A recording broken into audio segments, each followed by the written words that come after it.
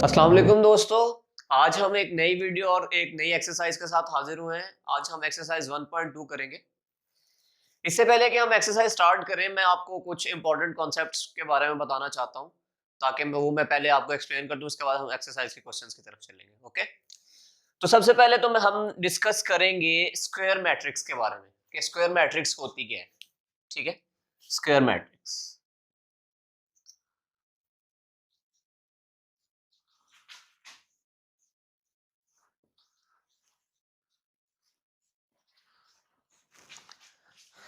तो दोस्तों, square matrix वो मैट्रिक्स होती है जिसमें number of rows is equal to number of columns. अब स्क्वायर की आपको पता होगा, स्क्वायर एक शेप का नाम है जिसमें चारों साइड्स बराबर होती हैं। सेम कॉन्सेप्ट इस पे अप्लाई होता है, इसमें भी नंबर ऑफ रोज और नंबर ऑफ कॉलम्स बराबर होते हैं। Let's take an example. एक मैट्रिक्स ए है जिसमें एलिमेंट्स हैं 1 2 3 एंड 4। इसमें नंबर ऑफ रोज कितनी है? 2। नंबर ऑफ कॉलम्स कितने हैं? 1 एंड 2। तो क्या बनी इसका ऑर्डर? 2 क्रॉस 2, यानी number of rows is equal to number of columns. तो ये स्क्वायर मैट्रिक्स हुई। एक और एग्जांपल लेते हैं। मैट्रिक्स बी है, इसमें वैल्यूज हैं 1 2 3 4 5 6 7 8 एंड 9। इसका ऑर्डर क्या है? 3 रोज एंड 3 कॉलम्स। तो ये एक 3 क्रॉस 3 मैट्रिक्स है, मतलब number of rows is equals to number of column. तो ये भी एक स्क्वायर मैट्रिक्स है। आगे चलते हैं, रेक्टेंगुलर मैट्रिक्स।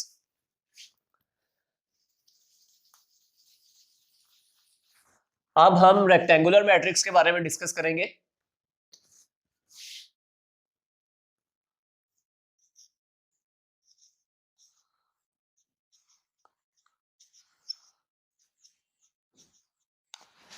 दोस्तों, आपको रेक्टेंगल के बारे में तो पता ही होगा कि रेक्टेंगल की जो साइड्स हैं, दो साइड्स इक्वल होती है। सामने वाली दो साइड्स इक्वल होती हैं और ऑपोजिट साइड से वो डिफरेंट होती हैं, यानी कि उसमें चारों साइड्स बराबर नहीं होती। ठीक है, तो जब आपके पास नंबर ऑफ रोज और नंबर ऑफ कॉलम्स इक्वल ना हो, या नंबर ऑफ रोज एक ज्यादा हो नंबर ऑफ कॉलम से, नंबर ऑफ कॉलम एक ज्यादा हो नंबर ऑफ रोज से, तो ये एक रेक्टेंगुलर मैट्रिक्स कहलाएगी। इसकी एग्जांपल्स लेते हैं। लेट्स टेक एक एग्जाम मैट्रिक्स ए ले लें, जिसमें नंबर ऑफ रोज जो है 2 है, लेकिन नंबर ऑफ कॉलम्स जो है वो कितने हैं? 1 2 एंड 3। नंबर ऑफ रोज कितनी थी? 1 एंड 2। नंबर ऑफ कॉलम्स कितने? 3। तो कॉलम जो है वो रोज से ज्यादा है, तो ये एक रेक्टेंगुलर मैट्रिक्स कहलाएगी। एक और एग्जांपल ले लेते हैं, एक भी मैट्रिक्स ले लें जिसको एलिमेंट्स हैं 1 2 3 4 5 एंड 6। इसकी रोज कितनी है? 1 2 एंड 3। कॉलम्स कितने हैं? 1 एंड 2। तो नंबर ऑफ रोज जो है वो नंबर ऑफ कॉलम से जब ज्यादा हो, तो वो मैट्रिक्स क्या कहलाएगी? Rectangular matrix. या नंबर ऑफ रोज कम हो, नंबर ऑफ कॉलम ज्यादा होंगे, उस केस में भी क्या होंगे? रेक्टेंगुलर मैट्रिक्स ही कहलाएगी। ये तो हम क्या इससे अखज करते हैं, डिड्यूस करते हैं, F number of rose are greater than number of columns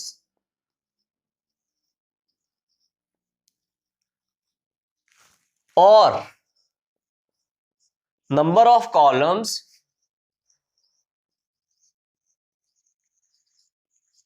are greater than number of rows,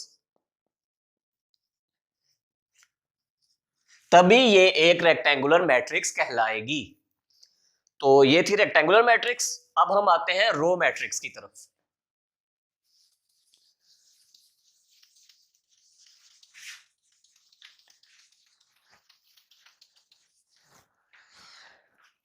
तो रो मैट्रिक्स क्या होती है?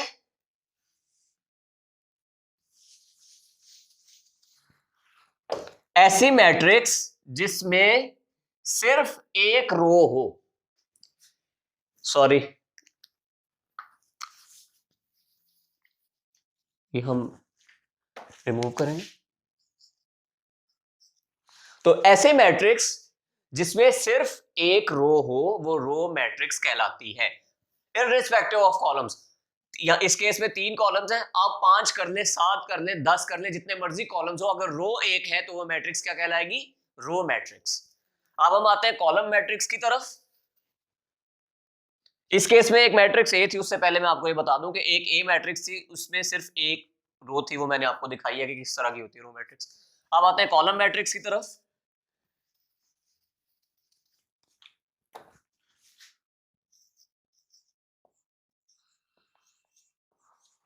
कॉलम मैट्रिक्स, रो में क्या था, जब एक रो होगी तो वो रो मैट्रिक्स कहलाएगी। इसी तरह कॉलम मैट्रिक्स में ये है कि अगर एक कॉलम है, ऐसी मैट्रिक्स जिसमें सिर्फ एक कॉलम है, वो कॉलम मैट्रिक्स कहलाएगी, इररिस्पेक्टिव ऑफ नंबर ऑफ रोज।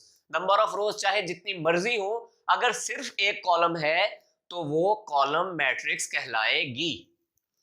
उसके बाद है हमारे पास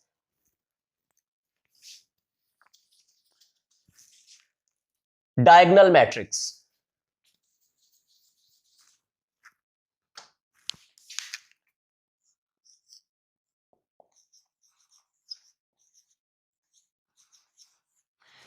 ऐसी मैट्रिक्स जिसके मेन डायगोनल पे सिर्फ एक, चाहे एक भी नॉन जीरो एंट्री हो और बाकी मेन डायगोनल के अलावा सारी एंट्रीज जो हैं वो जीरो हो, तो वो डायगोनल मैट्रिक्स कहलाएगी। सबसे पहले तो मैं आपको ये बता दूं कि मेन डायगोनल होता क्या है। आपको कैसे पता चलेगा कि मेन डायगोनल कौन सा है? अगर आप एक स्क्वायर बनाते हैं, लेट्स कंसीडर कि ये एक स्क्वायर है, इसकी चारों साइड्स बराबर है, ठीक है। अभी हम ये नहीं कर रहे कि कौन सी मैट्रिक्स है, मैं सिर्फ आपको मेन डायगोनल का कॉन्सेप्ट समझाने की कोशिश कर रहा हूं। ऐसा डायगोनल जो टॉप लेफ्ट कॉर्नर से रन करे और बॉटम राइट कॉर्नर तक जाए, वो इस पे जो भी एंट्रीज हो वो मेन डायगोनल एंट्रीज कहलाएंगी, और ये डायगोनल जो है मेन डायगोनल कहलाएगा। ये तो थी स्क्वायर की एग्जांपल। अब हम मैट्रिक्स के केस में देखते हैं कि मेन डायगोनल किस तरह का दिखता है। लेट्स कंसिडर अ मैट्रिक्स ए जिसमें वैल्यूज हैं फॉर एग्जांपल 0, 5, 6, 0, 0, 0, 0, 0 एंड 0। अच्छा, तो इसका मेन डायगोनल कौन सा होता है? जो टॉप लेफ्ट से बॉटम राइट की तरफ रन करेगा, तो ये वाला जो कॉलम है, सॉरी डायगोनल है, ये मेन डायगोनल कहलाएगा। अब ये देखें, ये मेन डायगोनल है टॉप लेफ्ट से बॉटम राइट की तरफ। अब हमने देखना क्या है कि ये डायगोनल मैट्रिक्स कब होगी। पहले मैं इसकी एंट्रीज दोबारा लिख दूं, ये तो मेन डायगोनल का कॉन्सेप्ट था। इसमें जो एंट्रीज हमने रिमूव की हैं वो मैं दोबारा लिखता हूं। अब इसमें देखें, मेन डायगोनल पे 2 एंट्रीज नॉन जीरो है, ठीक है। तो ये अगर एक भी हो, ये तो 2 है ना, अगर सिर्फ एक भी हो तब भी वो तब भी वो डायगोनल मैट्रिक्स कहलाएगी।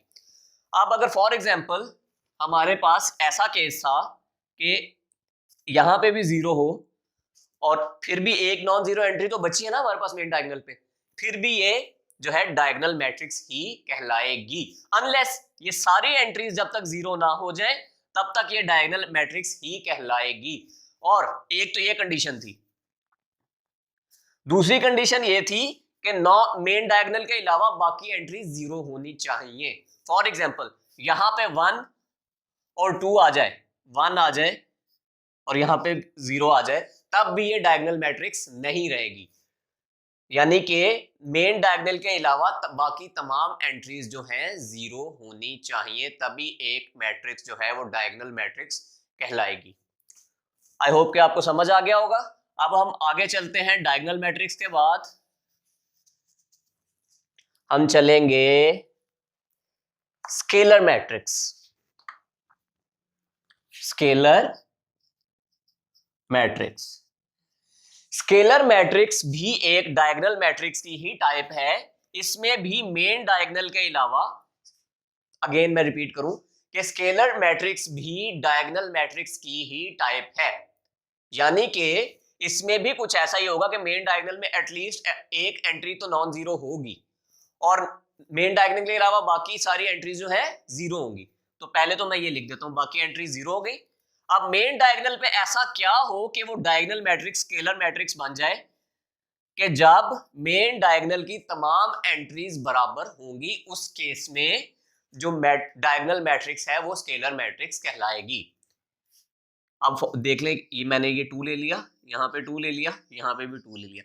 अब आप देखें मेन डायगोनल पे तमाम एंट्रीज 2 2 एंड 2 हैं, ठीक है, तो ये एक स्केलर मैट्रिक्स है। एट द सेम टाइम ये डायगोनल मैट्रिक्स भी है, ठीक है। स्केलर मैट्रिक्स जो है वो डायगोनल मैट्रिक्स की ही एक सब टाइप है या टाइप है।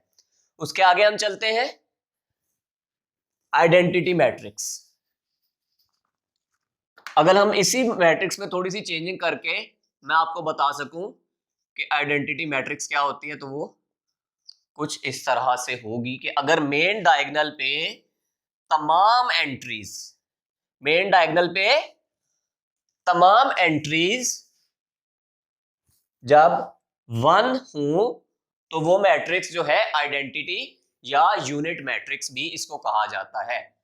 यूनिट मैट्रिक्स भी आइडेंटिटी मैट्रिक्स को कहा जाता है। और यूनिट मैट्रिक्स और स्केलर मैट्रिक्स ये दोनों मैट्रिसेस जो हैं वो डायगोनल मैट्रिक्स की ही टाइप्स हैं, ठीक है। एक मैट्रिक्स पहले डायगोनल मैट्रिक्स होगी, उसके बाद वो जो है स्केलर मैट्रिक्स है या यूनिट मैट्रिक्स होगी। अगर मेन डायगोनल की तमाम एंट्री जीरो हो जाए तो वो डायगोनल मैट्रिक्स ही नहीं रहेगी, ठीक है। फिर अगर एक एंट्री नॉन जीरो हो जाए तो वो डायगोनल हो गई।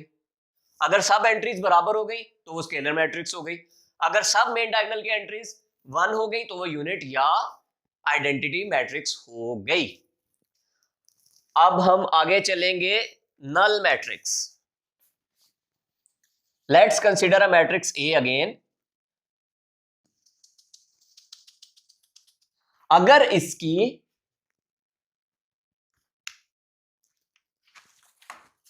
इस मैट्रिक्स में तमाम एंट्रीज 0 0 0 0, किसी भी मैट्रिक्स में अगर तमाम एंट्रीज जीरो मैट्रिक्स हैं तो वो नल या जीरो मैट्रिक्स कहलाती है।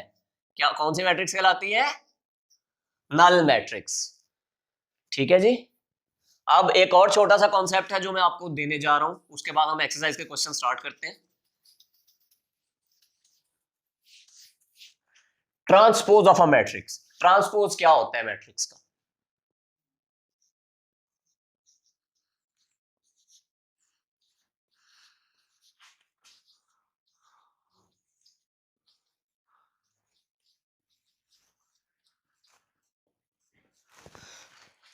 लेट्स सपोज कि हमारे पास एक मैट्रिक्स ए है, इसकी वैल्यूज जो है 1 2 3 4 5 और 6 है, ठीक है। तो इस मैट्रिक्स का ट्रांसपोज जिसको हम ए टी से डिनोट करते हैं वो क्या होगा? इसको हम रीड इस तरह से करते हैं, ट्रांसपोज ऑफ मैट्रिक्स ए, ठीक है। तो इसका ट्रांसपोज जब हम लेंगे तो वो ऐसे होता है कि जो रोज हैं वो कॉलम्स में चेंज हो जाती हैं और जो कॉलम्स हैं वो रोज में चेंज हो जाते हैं, ठीक है। इस केस में क्या है, अब 1 2 3 एक रो थी, हम इसको कॉलम में चेंज कर देंगे। फिर 4 5 6 एक और रो थी, हमने फिर उसे दूसरे कॉलम में चेंज कर दिया। तो ये मैट्रिक्स ए का ट्रांसपोज बन गया। अब आगे हम एक और मैट्रिक्स लेते हैं मजीद इसको क्लियर करने के लिए। इस केस में हमने जो है ट्रांसपोज लिया था तो उसकी वैल्यूज मैंने आपको दिखाई थी। अब हम देखते हैं एक और मैट्रिक्स है जिसकी वैल्यूज हैं 1 2 एंड 3। इसका ट्रांसपोज क्या होगा? ये एक कॉलम मैट्रिक्स है, ठीक है। तो इसका ट्रांसपोज क्या होगा? जो है ये जो कॉलम है ये रो में चेंज हो जाएगा, 1 2 एंड 3। पहली एंट्री, उसी तरह दूसरे पे दूसरी एंट्री, तीसरे पे तीसरी एंट्री, सही है। तो अब हम एक्सरसाइज को स्टार्ट करते हैं। सबसे पहले तो हम क्वेश्चन नंबर 1 पे आते हैं। Question number 1, exercise 1.2।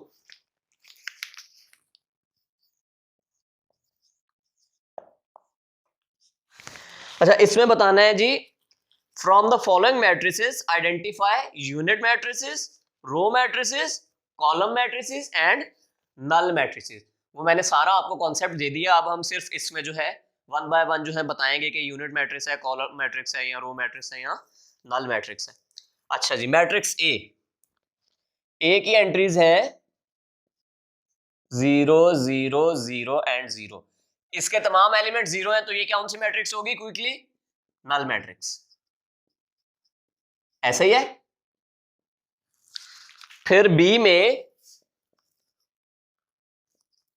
2 3 और 4, ये एक ही रो है, तो ये कौन सी मैट्रिक्स कहलाएगी?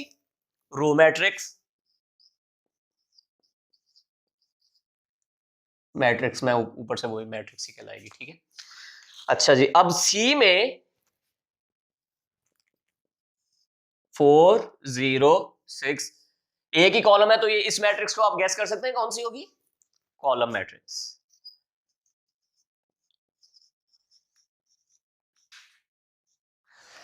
अच्छा जी, अब हम डी और ई और आगे चलते हैं मजीद।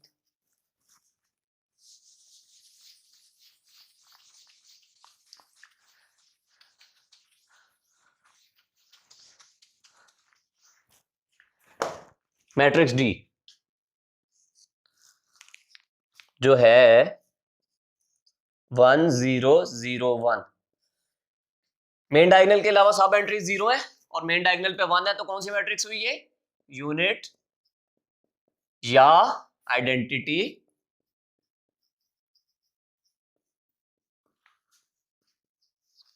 मैट्रिक्स।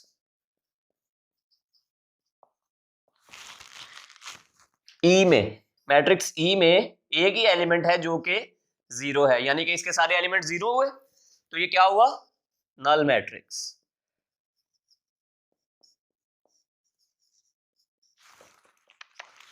सिमिलरली एफ में एक ही कॉलम है जिसके एलिमेंट्स हैं 5 6 और 7, तो जब एक ही कॉलम हो तो वो मैट्रिक्स उसको क्या कहते हैं हम?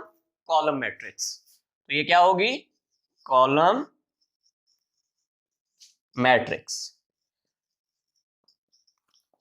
अच्छा, ये था क्वेश्चन नंबर 1। अब हम आते हैं क्वेश्चन नंबर 2 की तरफ।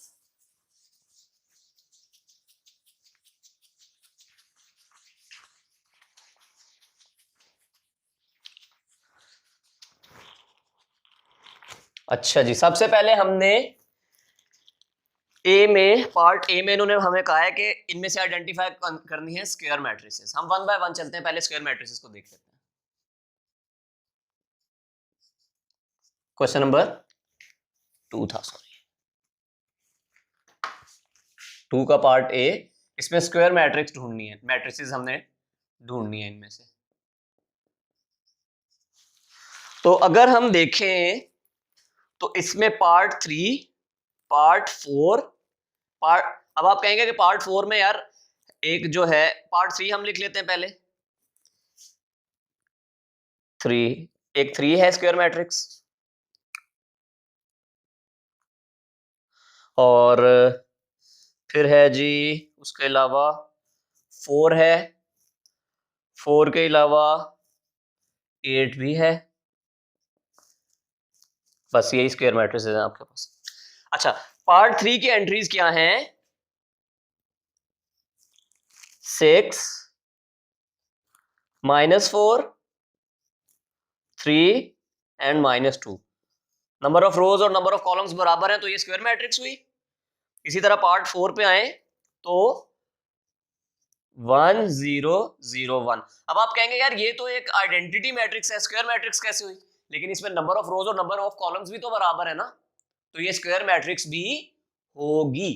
नो डाउट कि ये एक आइडेंटिटी मैट्रिक्स है, लेकिन इसमें नंबर ऑफ रोज और नंबर ऑफ कॉलम्स बराबर हैं, जो कि स्क्वायर मैट्रिक्स की शर्त को पूरा करते हैं। अब आती है पार्ट 8 में जो है 1 2 3 माइनस 1 2 0 एंड 0 0 1। अच्छा जी, तो इसमें नंबर ऑफ रोज कितनी है? 1 2 एंड 3। नंबर ऑफ कॉलम्स कितने हैं? 1 2 एंड 3। नंबर ऑफ रोज और नंबर ऑफ कॉलम्स बराबर हो गए, तो ये क्या हुई? Square matrix. तो स्क्वायर मैट्रिक्स कौन कौन सी हैं? 3 4 और 8। ये तीनों जो है स्क्वायर मैट्रिसेस हो गई। अच्छा जी, अब नेक्स्ट में क्या हमने देखना है? पार्ट बी में रेक्टेंगुलर मैट्रिसेस।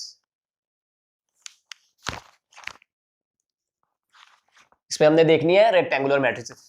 तो जब तक मैं लिख रहा हूँ, रेक्टेंगुलर मैट्रिसेस क्या थी हमारे पास? जिसमें number of rows number of columns से ज्यादा हो, या number of columns number of row से ज्यादा हो। तो इसमें देखने पे हमें पता चलता है कि नंबर 1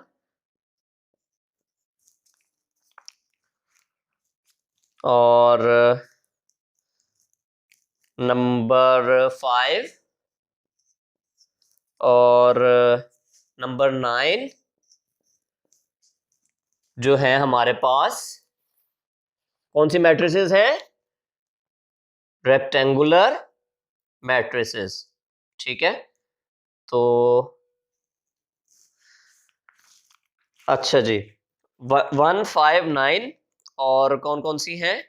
2 में भी नंबर ऑफ रोज और नंबर ऑफ कॉलम्स बराबर नहीं है, और और 3 6 में भी सॉरी नंबर ऑफ रोज और नंबर ऑफ कॉलम्स बराबर नहीं है, और 7 में भी नंबर ऑफ रोज और नंबर ऑफ कॉलम्स बराबर नहीं है।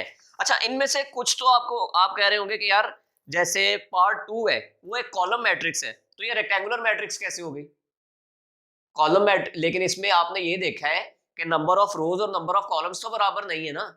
जैसे पार्ट 2 में एंट्रीज है 3 0 1, एक ही कॉलम है, नो डाउट वो एक कॉलम मैट्रिक्स भी है, लेकिन at the same time number of रोज 3 है और नंबर ऑफ कॉलम 1 है, तो ये क्या होगी? Rectangular matrix. उसके बाद हम एक और मैट्रिक्स की बात करते हैं, पार्ट 6 की। इसकी एंट्रीज है रो मैट्रिक्स है, ये 3 10 और -1 इसकी एंट्रीज है।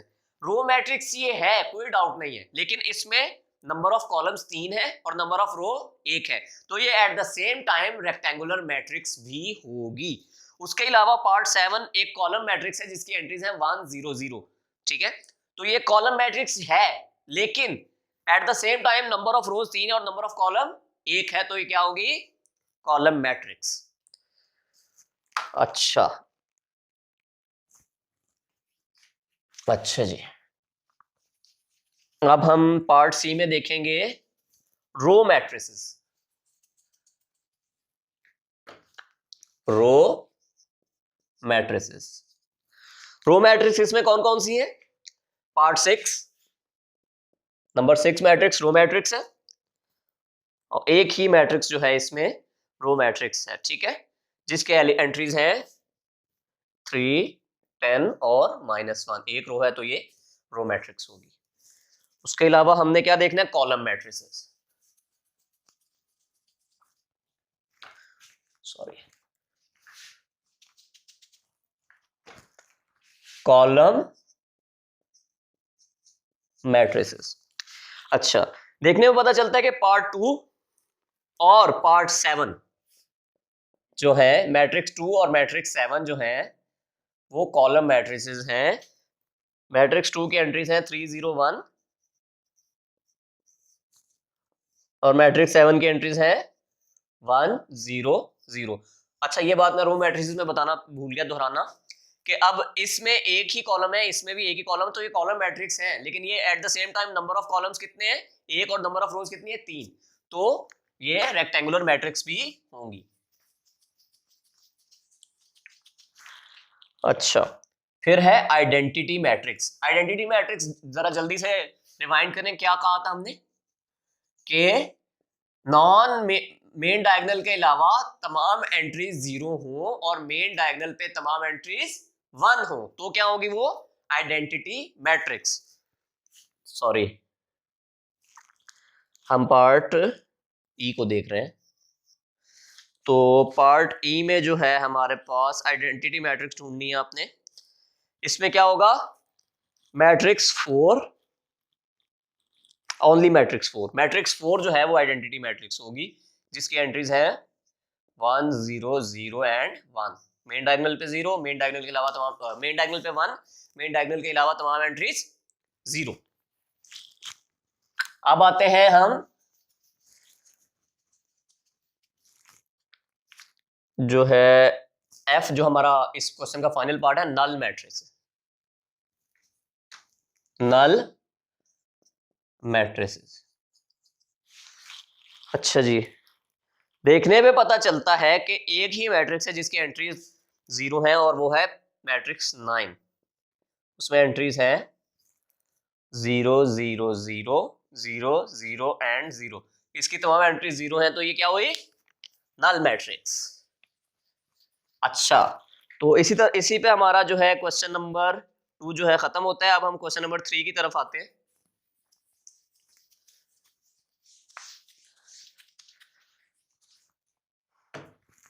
Question 3,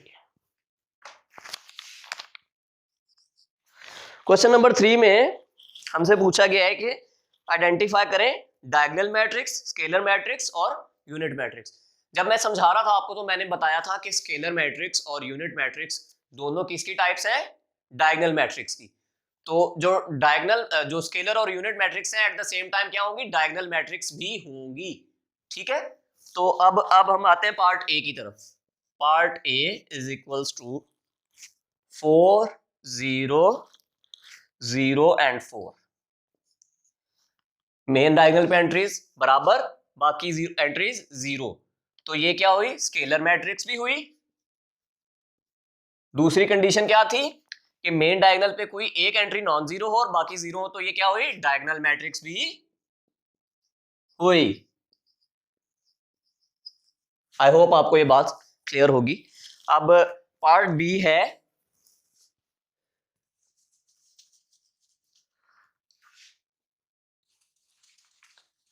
part B 2 0 0 -1, 2 0 0 -1 B matrix है। 2 0 0 और -1, मेन डायगोनल पे एक एंट्री नॉन जीरो है तो डायगोनल तो रहेगी रहेगी, ठीक है। और मेन डायगोनल के अलावा तमाम एंट्रीज 0 है, ठीक है। मेन डायगोनल पे एक एंट्री, एटलीस्ट एक एंट्री नॉन जीरो है, दिख गई हमें, 2 और -1 दोनों नॉन जीरो है, और मेन डायगोनल के अलावा तमाम एंट्री 0 है, तो डायगोनल भी हुई। अच्छा, तो अब ये सिर्फ डायगोनल ही होगी, क्योंकि मेन डायगोनल की दोनों एंट्रीज बराबर नहीं है तो ये स्केलर नहीं हो सकती। मेन डायगोनल पे दोनों एंट्रीज 1 नहीं है तो ये आइडेंटिटी भी नहीं हो सकती, तो ये सिर्फ डायगोनल मैट्रिक्स होगी। ठीक हो गया? अच्छा, अब मैट्रिक्स सी है।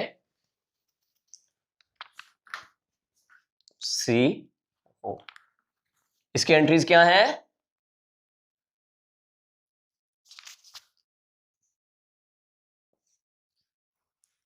1 0 एंड 0 1।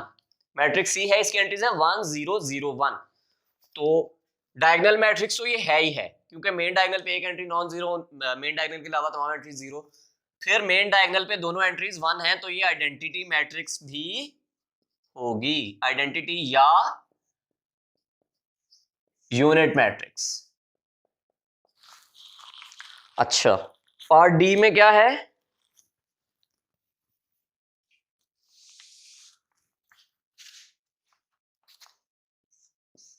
पार्ट डी, डी में क्या एंट्रीज हैं जी?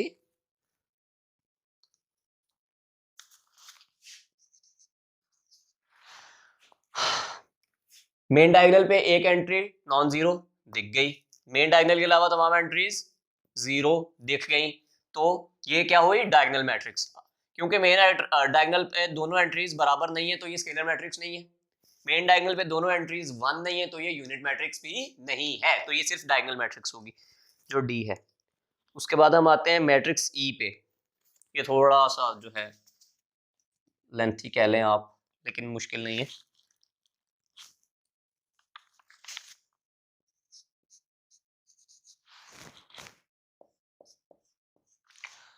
अच्छा, मैट्रिक्स ई थी। अब 5 - 3 लिखा हुआ है इस पे, तो 5 - 3 क्या होता है?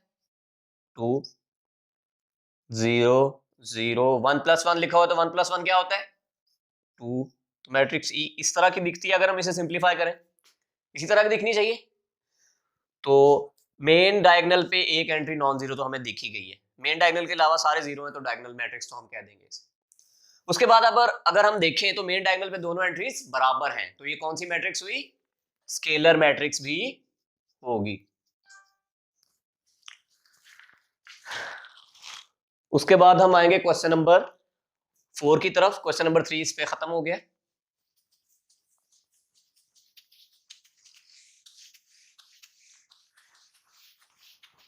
क्वेश्चन नंबर 4, अच्छा जी, find the negative of matrices A B C D and E. अच्छा, मैट्रिक्स का नेगेटिव क्या होता है? एक मैट्रिक्स में फॉर एग्जांपल एंट्रीज हैं 1 एंड 2, ठीक है, तो अब जब हम इसका नेगेटिव लेंगे तो जो इसकी एंट्रीज है ना वो नेगेटिव हो जाएंगी। जो 1 है -1 हो जाएगा, 2 जो है -2 हो जाएगा। सिमिलरली अगर -1 है वो 1 हो जाएगा, -2 जो है वो 2 हो जाएगा। ये होता है मैट्रिक्स का नेगेटिव। अब हम क्वेश्चन की तरफ आते हैं। इसमें पहला क्वेश्चन जो है उसमें मैट्रिक्स ए दी गई है जिसकी एंट्रीज हैं 1 0 एंड -1। तो नेगेटिव ऑफ मैट्रिक्स ए क्या होगा? इज इक्वल्स टू 1 था तो इसका नेगेटिव क्या होगा? -1। जीरो का नेगेटिव 0 लिख दें, 0 लिख दें, बात वही है। फिर -1 का नेगेटिव क्या होगा? -1 का नेगेटिव होगा +1। तो ये जी नेगेटिव ऑफ मैट्रिक्स ये हो गया। मैं आपको क्लैरिटी के लिए लिख दूं, इसको इस तरह से शो किया जाता है, ठीक है। अब मैट्रिक्स बी है,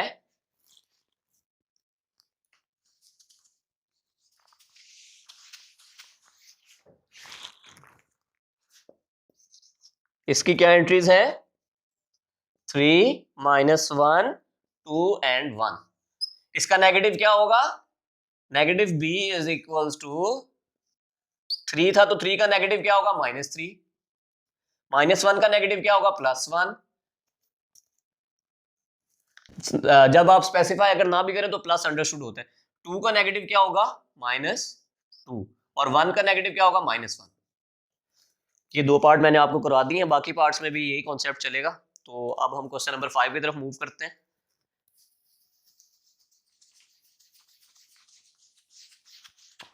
क्वेश्चन नंबर 5, इसमें क्या है? Find the transpose of each of the following matrices. ठीक है, ट्रांसपोज मैंने आपको समझाया था। इसमें फर्स्ट पार्ट है इज इक्वल्स टू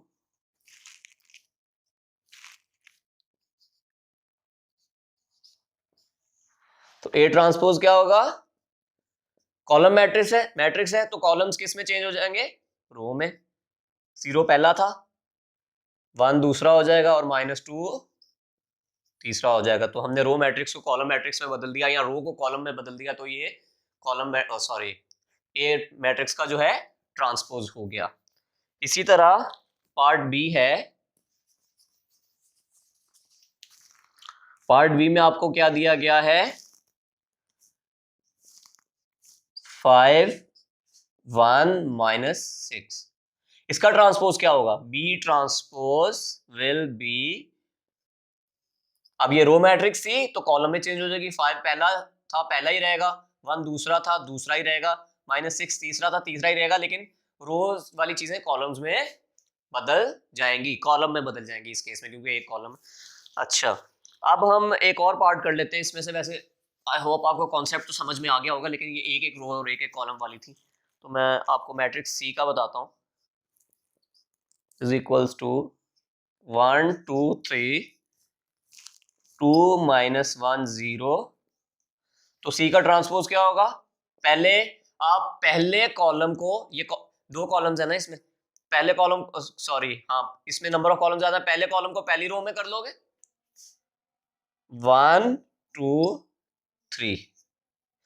इसी तरह फिर दूसरे कॉलम को दूसरी रो में कर लेंगे। तो ये मैट्रिक्स सी का ट्रांसपोज हो गया। अब हम आते हैं क्वेश्चन नंबर 6 की तरफ, जो कि इस एक्सरसाइज का लास्ट क्वेश्चन है। अच्छा, इसमें वेरीफाई करना है if matrix A is equals to 1 2 0 and 1 and b is equals to 1 1 2 0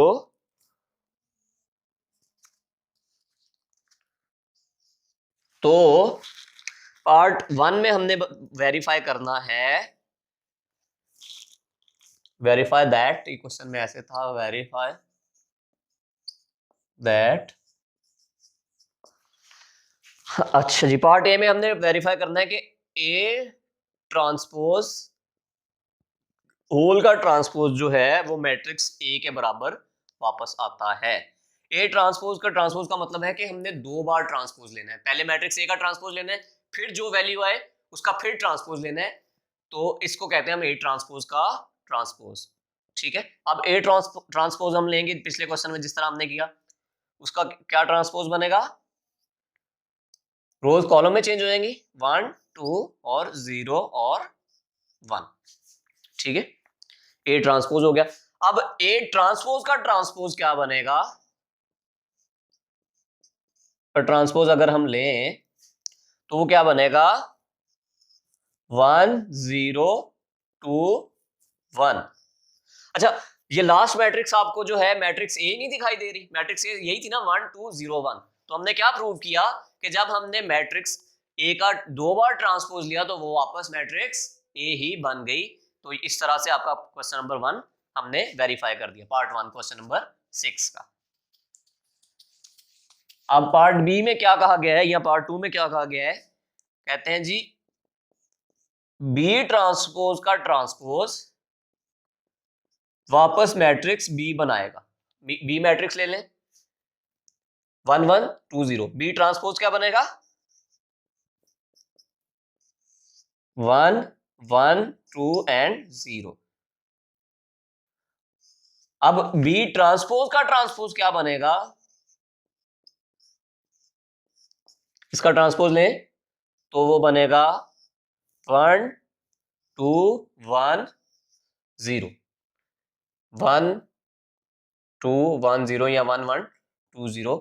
तो ये क्या ये दोनों मैट्रिक्सेस बराबर नहीं है, तो बी ट्रांसपोज का ट्रांसपोज जो है वो हमने प्रूव कर दिया कि मैट्रिक्स बी के बराबर था।